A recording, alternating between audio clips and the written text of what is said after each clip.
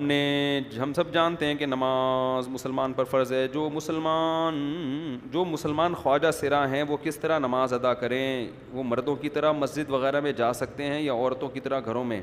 اور اگر وہ مردوں کی طرح کریں گے تو کیا ان کے لیے الگ مسجد بنائی جائے گی؟ نہیں بھائی، اسی مسجد میں آئیں گے، وہ پراپر ڈریس میں آئیں.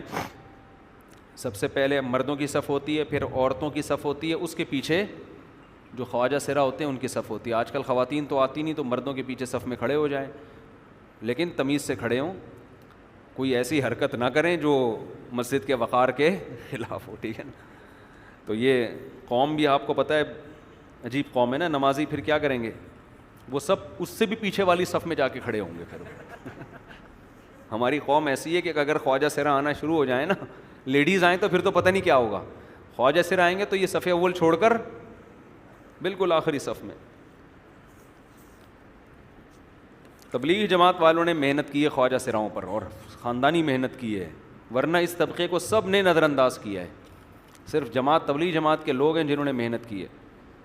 مفتی صاحب، شادی شدہ ہونے کے باوجود بھائی کچھ برائیاں ان سے بری وہ نہیں چھوٹ رہی، وہ نام نہیں لوں گا میں. دیکھو گناہ جب ہو رہا ہے نا تو اپنے کو آپ کو سزا دو. شادی شدہ ہونے کے باوجود بھی کوئی گناہ ہے، نہیں چھوٹ رہا، شہوت کا گناہ ہے، تو اپنے آپ کو سزا دو. اگر مجھ سے یہ گناہ ہوا تو میں اتنے پیسے صدقہ کروں گا، اتنے روزے رکھوں گا، یا اتنے نوافل پڑھوں گا. سزا دینے سے آہستہ آہستہ وہ گناہ ختم نہ بھی ہوا کم ہو جائے گا. اگر آپ نے سزا متعین نہیں کی تو یاد رکھو یہ گناہ اتنا نہیں رہے گا بلکہ آگے بڑھے گا. گناہ کے مزاج میں یہ چیز داخل ہے، یا تو وہ بڑھتا ہے یا وہ کم ہوتا ہے. جیسے ایمان ہے نا، ایمان اور نیکی یہ یا تو بڑھتی ہے یا کم ہوتی ہے. آپ نیک محفلوں میں بیٹھیں گے، ایمان بڑھنا شروع ہو جائے گا. نہیں بیٹھیں گے تو یہ نہیں کہ وہیں رہے گا، نیچے آنا شروع ہو جائے گا. ایسے ہی انسان کی برائی بھی ہے، اگر اس سے بچنے کی کوشش کریں گے تو کم ہونا شروع ہو جائے گی، نہیں کریں گے تو اور بڑھنا. تو جن کو بھی یہ ہینڈ پریکٹس وغیرہ کی عادت پڑی ہوئی ہے، یا اور اس طرح کی بد نظری کی، یا انٹرنیٹ پر فحش چیزیں دیکھنے کی، وہ اپنے اوپر سزا متعین کریں کہ اگر ہم نے یہ جرم کیا تو اس کی یہ سزا ہے ہمارے لیے. پھر وہ سزا اپنے آپ کو دیں.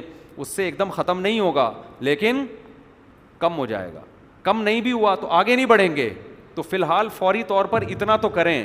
اس کے علاوہ پھر اور بھی نسخے ہیں تاکہ بالکل چھوٹ جائے. وہ پھر کسی شیخ سے باقاعدہ اصلاحی تعلق قائم کریں.